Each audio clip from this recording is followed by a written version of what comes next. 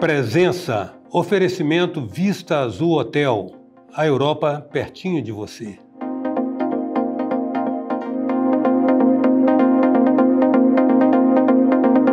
A presença hoje é a do economista-chefe do Banco do Estado do Espírito Santo, Banestes, o economista Antônio Marcos Machado, que eu vi na última vez como professor da UVV.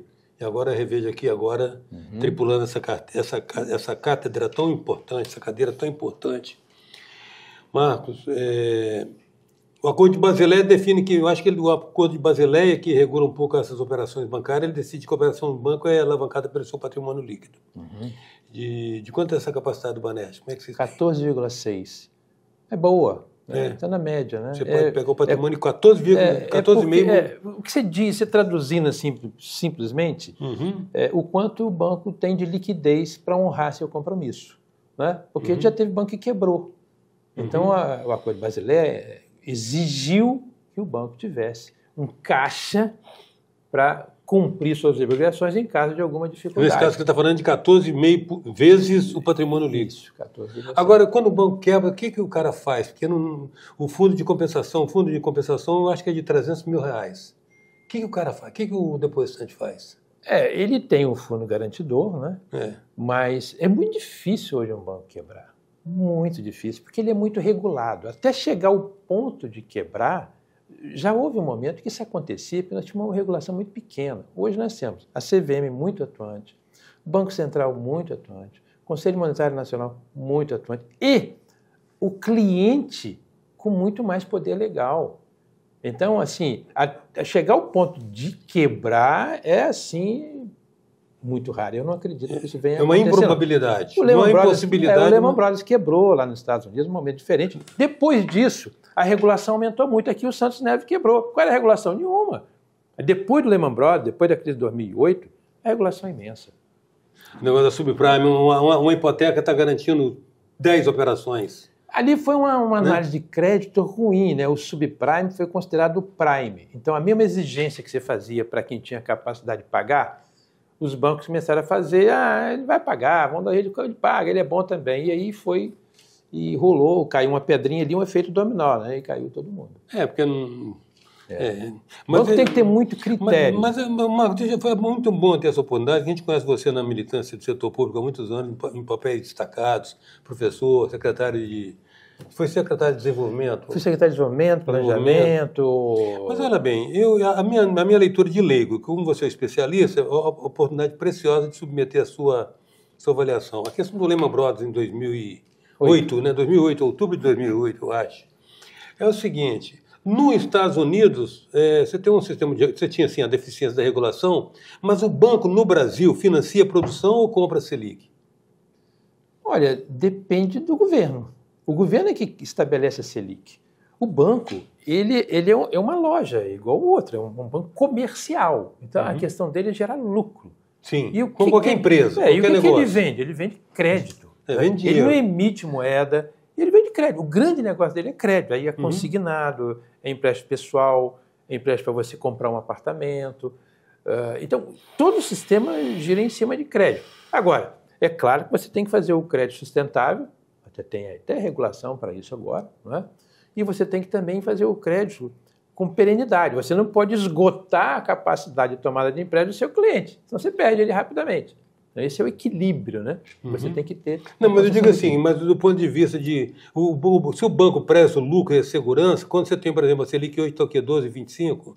11,25. 11,25. Não sei, olha bem, então 11,25. Já chegou a 25%, você se lembra? No governo desse para trás, chegou a 25% de Selic. Ficava imaginando isso, o cara lá em Wall Street pegar $100 milhões, plantar aqui e depois de 12 meses pegar 125 milhões de volta. Mas nessa hora, como é que o banco não vai, assim, digamos, impor exigências de garantidoras de crédito a um empreendedor e a um produtor que ele praticamente não pode cumprir porque ele tem a segurança da dívida pública? O que faria ele? Algum espírito de patriotismo e pensar em patriotismo de banqueiro?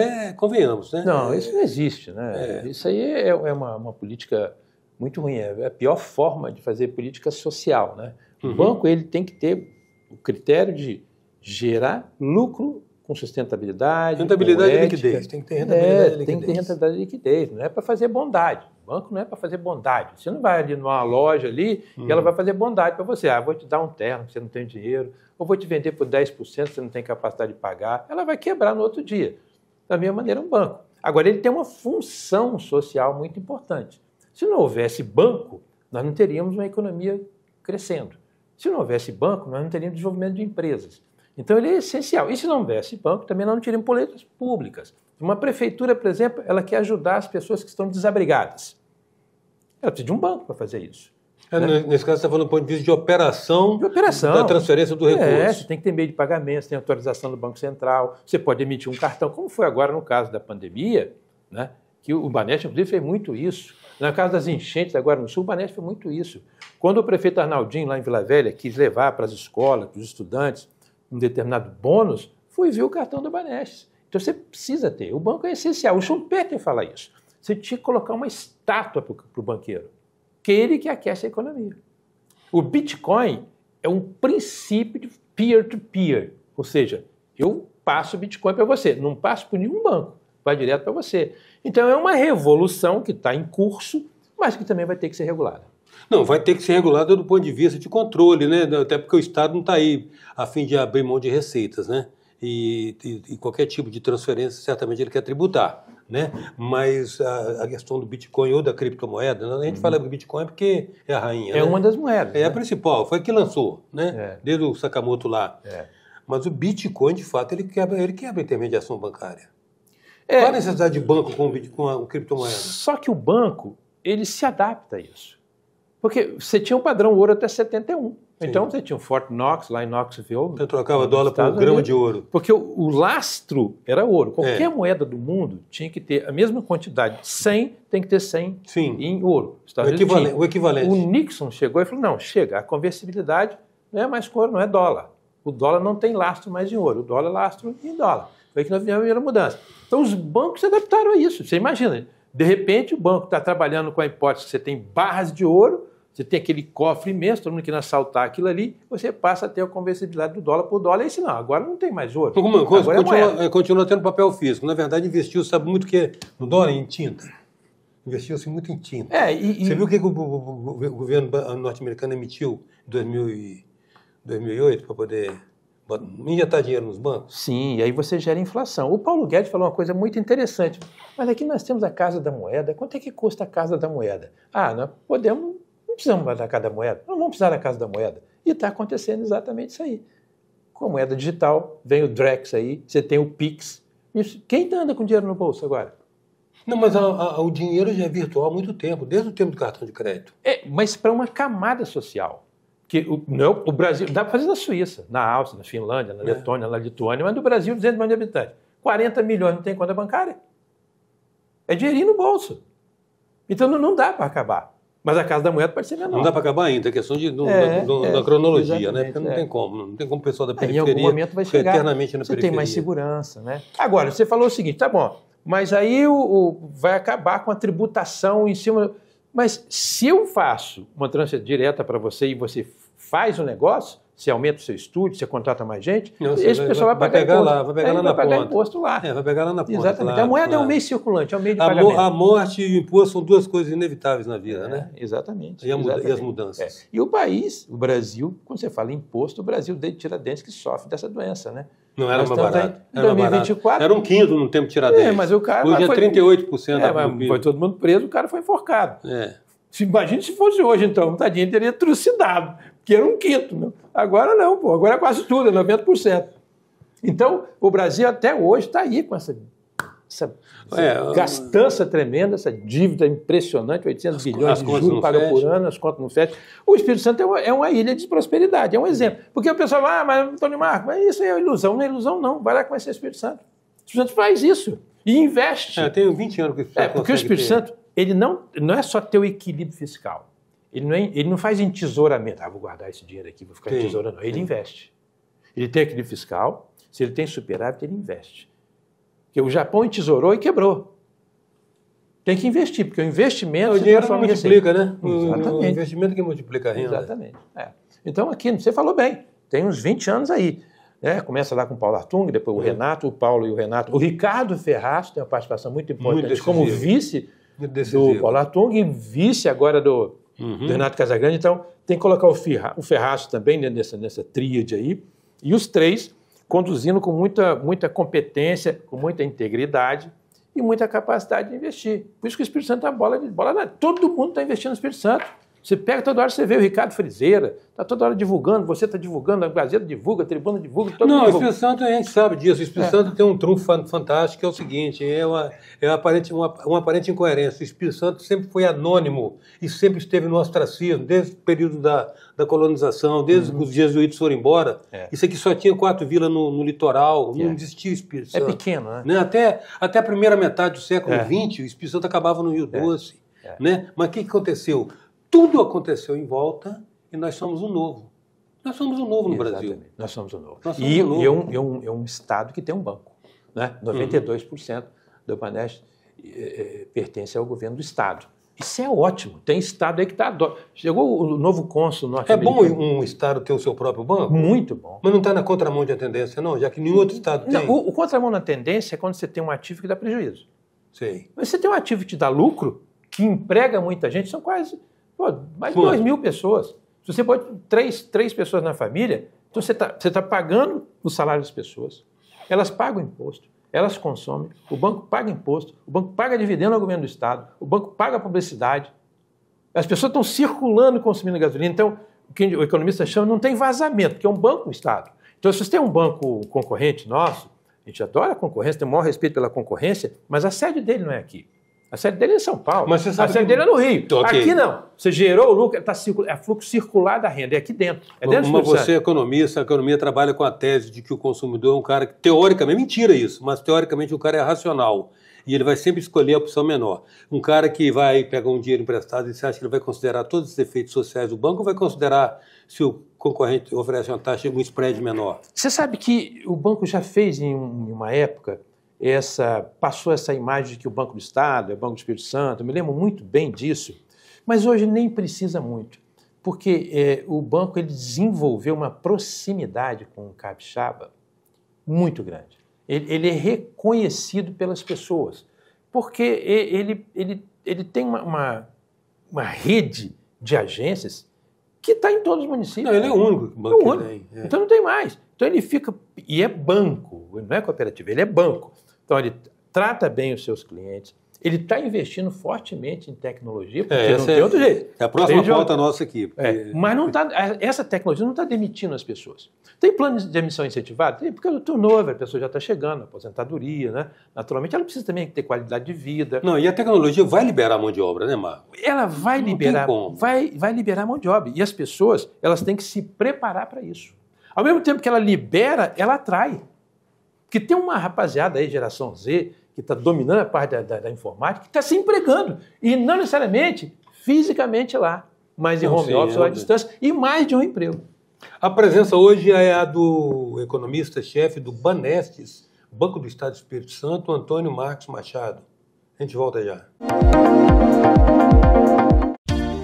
Venha viver momentos inesquecíveis no Hotel Vista Azul, nas Montanhas Capixabas. Resort com piscina interna e externa, quadras de tênis, jacuzzi, suítes amplas e confortáveis, lounge com lareira e um mirante com vista para a Pedra Azul. Hotel Vista Azul, a Europa, pertinho de você. Voltamos com a presença, um oferecimento do Vista Azul Hotel. Voltamos com a presença do economista-chefe do Banco do Estado do Espírito Santo, Banestes, o economista Antônio Marcos Machado. Então, Marcos, você acha que a tecnologia, o advento da tecnologia e a necessidade do banco estar atualizado tecnologicamente para não ficar para trás, isso, se de um lado vai liberar uma mão de obra, de outro vai trazer uma mão de obra de outro perfil. Exatamente. Os millennials, a garotada os nômades digitais. A inteligência artificial. A IA está aí junto aí. E também com uma característica. Ele é digital e físico. Você pode estar longe dele ou perto dele, porque ele tem a agência física ainda. Então, isso é uma dualidade muito interessante, porque nós precisamos... Essa é uma fase de transição. É igual a questão da sustentabilidade, do ESG, da energia limpa. Isso tem uma fase de transição.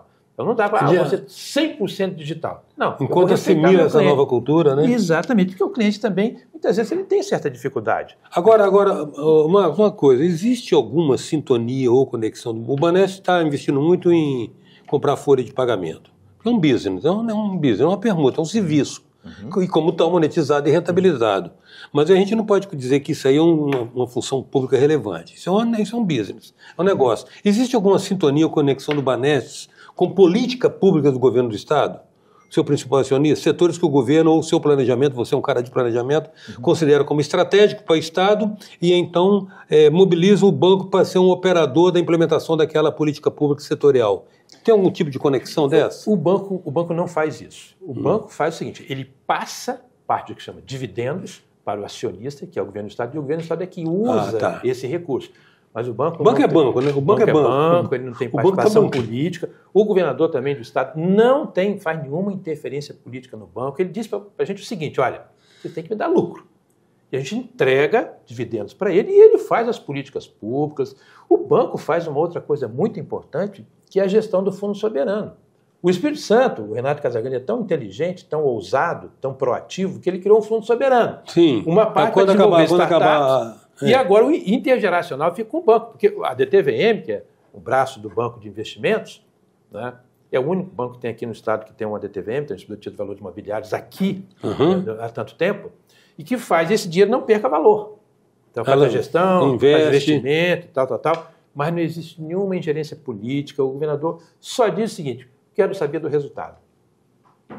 É análise de performance e digamos assim, de eficácia. Sim, exatamente. Eficácia do ativo. Eu preciso de resultado e aquela coisa da produtividade. Resultado com o menor custo possível. Então eu queria saber de você. Você tem métricas de produtividade do pessoal do banco? Ou seja, deve ter uma média nacional, deve ter uma média setorial. A quanto corresponde o lucro líquido com o tamanho do efetivo? A eficiência operacional do banco é muito boa. Porque o que seria a eficiência operacional, né? É o esforço. Se eu gero 100 milhões, qual foi o esforço que eu fiz, o esforço de gente, o esforço de tecnologia, o esforço para gerar isso aqui. Então, o caminho da eficiência operacional é você melhorar, fazer menos esforço e gerar o mesmo resultado, ou com o mesmo esforço gerar mais resultado. Chama-se produtividade. Isso é um desafio constante, né? Porque você tem a produtividade que você faz mais com o mesmo, mais com o mesmo, ou com o mesmo você faz mais. Então, a gente sempre busca essa linha ali. É muito difícil. Por que é muito difícil? Porque o Brasil é muito inconstante. Ele é muito instável. O nível de certeza, eu faço previsão de cenários, eu projeto cenários, é uma loucura. Eu e meus amigos todos do Brasil, que são economistas-chefe, professores... Nós vamos pegar uma baita carona agora para você falar então o seguinte, nesse momento, que cenário se projeta? Não é fácil, não. Que cenário se projeta nesse momento? Nós estou falando agora início de dezembro de 2024, fechando o ano, que cenário se projeta? É muito fácil. O cenário do momento, ótimo. É uma foto maravilhosa. Curto prazo, você diz, na praia, desemprego caindo, as famílias consumindo mais e tal, uma beleza, o governo gastando. Mas essa é a foto. O filme é péssimo. Porque esse consumo das famílias que saiu... Esse é o congelamento do momento, né? Esse consumo que cresceu agora é porque eu estou transferindo renda e o governo está gastando muito. O governo está com um déficit brutal e ele não para de gastar. Não saiu agora a contenção de gastos. Então, ótimo. No momento, é igual você está mal. Estou mal, mas você consegue um cartão de crédito. Você fica bom amanhã. Você vai no seu cartão de crédito, puxa, está com um terno novo, nossa, está jantando no restaurante. Melhorou, hein? Mas a médio prazo, a fatura. A médio prazo da fatura vem aí pocando. É o caso do Brasil. A fatura está chegando. Qual é a fatura que chega na primeira vez? A inflação. E a inflação prejudica quem? Exatamente ao pobre, exatamente a quem não tem dinheiro e que veio dessa transferência ou do gasto público. Quando o governo gasta, ele gera um emprego. Se ele parar de gastar, esse emprego some. Então, isso é que o Paulo Guedes fazia, que era o lado da oferta. Retirar os impostos dos empresários investirem mais, menos Brasil, menos Brasília, deixar a prefeitura resolver sua vida, os estados, tal. Mas não, o governo do Lula... E ele tem direito de fazer isso, ele foi eleito, não estou aqui criticando, ele tem o maior respeito pelo presidente da República, é uma opção dele. Ele vai pelo lado da demanda agregada que a gente fala, consumo das famílias investimento das empresas, gasto do governo e saldo de exportações e importações. Então é na veia. Eu aumento, eu jogo dinheiro nas famílias. As famílias vão consumir. O governo gasta mais, isso aquece a economia. Mas se eu não tenho a empresa produzindo muito... É insustentável. Eu vou gerar inflação, não vou conseguir pagar. E insiste, né? Porque aí vira uma coisa política. Por exemplo, o mercado é ocupado. O mercado não tem culpa de nada, o mercado está trabalhando 8 horas por dia, 18 horas por dia, correndo risco. Correndo. Já viu a prefeitura quebrar? Não vi. O Estado quebrar? Mas a empresa quebra. Então o cara vai numa luta tremenda, aí, puxa, não aguenta. O Roberto Campos fala muito isso, né? A taxa Selic sou eu que aumento, não é o Copom que aumenta, não é o Banco Central. Não, é o governo que aumenta quando ele gasta muito sem ele ter o dinheiro. Risco. O pessoal vai embora, a inflação sobe, prejudica quem? Quem não pode proteger. O interessante é que a cada meio ponto da Selic você tem um aumento da dívida pública cuja parcela de amortização anual é maior do que a verba que é alocada para qualquer ministério. Quase 800 milhões, pô. É muito dinheiro. É muito dinheiro. Quanto? 400 milhões na média? 800. No ministério, paga de juros. No ministério leva isso. Então, isso é um custo então, isso se reflete... Mas qual é a filosofia depois de 1000 dilúvio? O que é? Qual é a filosofia? A filosofia é uma filosofia que está prevalecendo há 16 anos. Nós temos há 16 anos o mesmo grupo governando o país. O Lula 1, Lula 2, a Dilma 1, a Dilma 2, o Lula de novo. São 16 anos. Nas últimas 6 eleições, o Lula, o partido dele, que eu respeito também, o partido dele, ganhou 5. O Lula ganhou 3, fez a Dilma 1, fez a Dilma 2. Então, se não tiver VAR, está 3-3. Ele perdeu 3 e ganhou 3. 3-3. Quando ele vai para o VAR, não, mas eu ajudei a eleger a Dilma, mais um. Ela reeleger a Dilma, mais uma. Então, o Brasil é resultado de 16 anos de domínio de um mesmo grupo político, os maiores cargos do país, as maiores receitas do país. Tudo há 16 anos. E hoje tem a presidência do BRICS com a Dilma. Então o pessoal fala assim, eu sempre digo, quando o Lula teve dificuldade aí com a justiça e tudo, o PT acabou. Nunca subestime o PT. Nunca ache que o PT acabou. Não existe um partido tão forte na América Latina como o PT. Ele é muito orgânico, né? Orgânico. Muito orgânico. E você tem 16 anos de poder. Não pode subestimar, não pode ignorar, não pode ironizar. Eu acho muito sugestivo, acho muito sugestivo que o Zé Disseu tenha dito que eles não visavam o governo, visavam o poder. Sim. Então, o governo é uma representação circunstancial. O que importa é quem é que está manipulando os bonecos. Você pode assim, olha, vocês estão há 16 anos e não chegaram ao resultado que a gente quer. Sim. A gente queria isso, queria mais crescimento. A média dos últimos 20 anos de crescimento do país é 2,3%. Então, um PIB que em média cresce 2,3% em 20 anos não está bom. Um país tem 200 milhões de pessoas, 40 milhões de pessoas aí ganhando 2 salários mínimos, 1 salário mínimo e meio. Então, são 16 anos e o resultado. Então, isso a gente pode dizer, podia ter feito mais, mas criticar ou menosprezar. Não menosprezar, criticar, né? Constatar. Claro. Mas uma crítica também construtiva, né? Olha, o caminho é esse, o caminho que não pode essa coisa do radicalismo. Mas vem cá, mas reduzir o gap aí, o déficit público agora não significa naturalmente ter uma decisão política a respeito de clientelismo? Com certeza, nós temos eleições, né? Aí mais à frente, e o populismo, essa questão de você conquistar o voto popular, passa muito pelas políticas públicas. As políticas de proteção, então é pé de meia para o aluno estar não sei aonde, é o Bolsa Família, é o FIES. O FIES, por exemplo, isso não funciona. Meus filhos se formaram nos Estados Unidos, eu dou aula para americanos e tudo. O modelo de financiamento para universitário é diferente. O FIES é o seguinte, quanto é que você custa sua faculdade? Custa R$1.000, toma R$1.000. Você pagou a faculdade, você vai morar onde? Você vai comer aonde? Você vai comprar livro como? Você vai se locomover como? Então eu te dei um pedacinho que é o quê? Para você pagar a universidade privada, a faculdade privada. Mas a vida dele, aí ele tem que... Eu dou aluno meu que trabalha até chega às 8 da manhã no trabalho, sai às 6, vai para a sala de aula, fica lá assim até às 10h30, no outro dia pega um buzu, cedão, mas ele está recebendo FIES. E depois ele tem que pagar. Então, é um financiamento estudantil universitário falho. porque ele cumpriu uma parte, mas ele deixa a desejar no resto. Mas é uma iniciativa boa. Melhor com ele do que sem ele. Melhor. Tudo pode melhorar. Mas você vê que medidas pragmáticas, práticas, objetivas com relação à redução desse gap do déficit. Por exemplo... Você não pode aumentar o número de ministérios. Você dobrou o número de ministérios. Você não pode ter esse tipo de gasto. Você não pode fazer viagens internacionais constantes. Nós estamos no mundo da tecnologia. Você vai levar um entourage, vai botar avião para viajar, como você pode fazer daqui, pô. Marcos, voltando àquela expressão do Paulo Guedes... E, de novo, o exemplo está aqui no Espírito Santo, hein? Sim, não é utopia, não. O case, né? Não é utopia. Mas, Antônio Marcos, é utopia, não existe isso. Existe. Voltando àquela frase do Paulo Guedes, mais Brasil, menos Brasília. O Estado está custando muito caro, não está? O Estado, o ente Estado. Ele é pesado. Está muito caro. Ele é caro. Ele não entrega, ele não devolve. E isso é uma coisa que nós precisamos mudar com muita urgência. Mas não é também criticar, por exemplo, o super salário. Mas o juiz ganha demais, o desembargador ganha demais. Não foi ele que legislou, que criou o salário dele?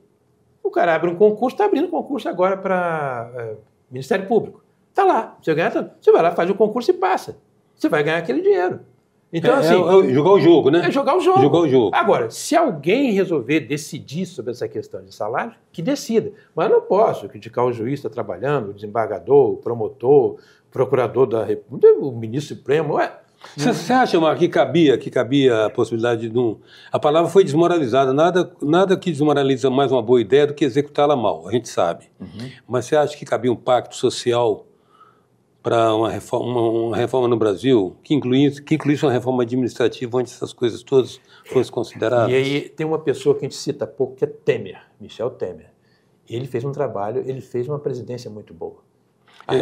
Ele deu uma limpada no terreno, né? Ele deu uma limpada. Reforma da Previdência. Que não está sendo cumprida, você sabe, né? Isso nós temos que fazer. A Previdência, trabalhista, política. A reforma política, porque é uma coisa muito interessante. O Brasil é um país que não tem assim, direita e esquerda. Ele já teve.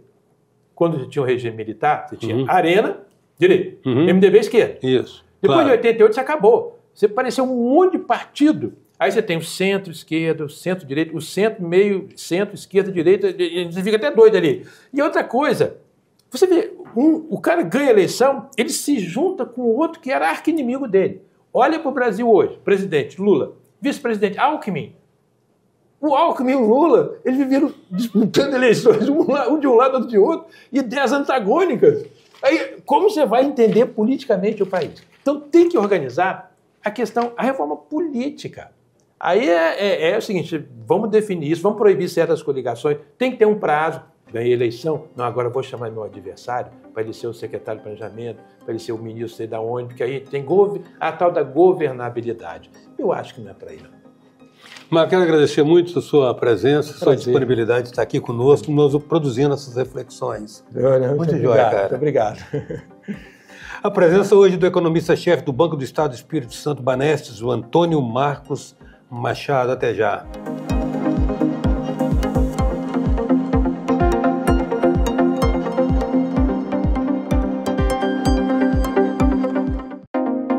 Presença, oferecimento Vista Azul Hotel, a Europa pertinho de você. Venha viver momentos inesquecíveis no Hotel Vista Azul, nas Montanhas Capixabas. Resort com piscina interna e externa, quadras de tênis, jacuzzi, suítes amplas e confortáveis, lounge com lareira e um mirante com vista para a Pedra Azul. Hotel Vista Azul, a Europa, pertinho de você.